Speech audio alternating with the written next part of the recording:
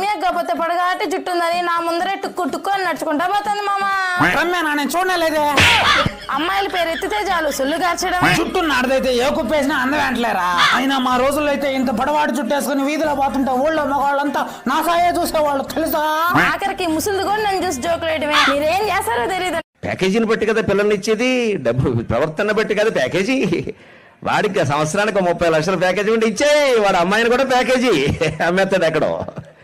మనకి ప్యాకేజీ కావాలి, ప్రవర్తన అక్కర్లేదు మనకి. అంత ప్యాకేజీ టీసీఎస్ అమెరికా ఉద్యోగం, వాడు ఎంతకాలం ఉంటాడో తెలియదు ఆ ఉద్యోగంలో.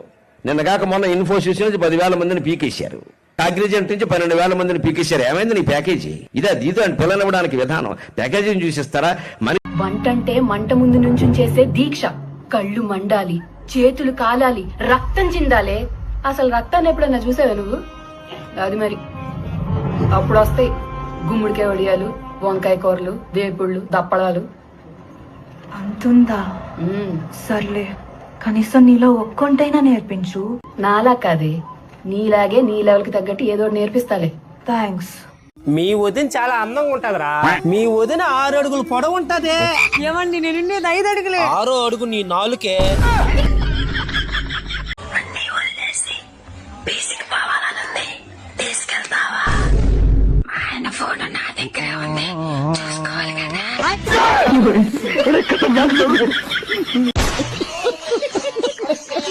మామ రమ్య కాకపోతే పొడగాటి జుట్టు ఉందని నా ముందరే టుక్కు టుక్కు అని నడుచుకుంటా పోతుంది మామ.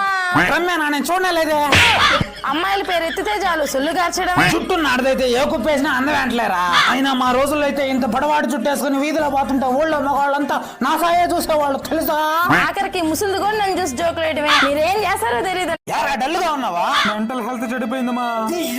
చెడగొట్టేది కూడా. మీ నాన్న అడిగితే నేనే సమాధానం చెప్పమంటావా?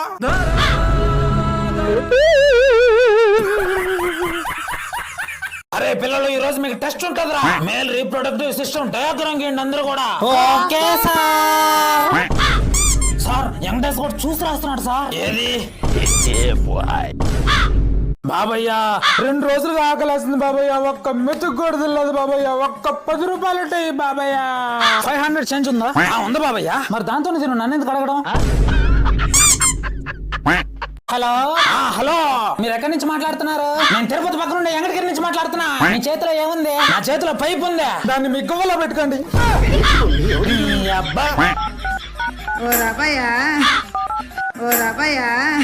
ఎవరు అదే ఫోన్ అరుస్తుంటే ఎత్తకుండా?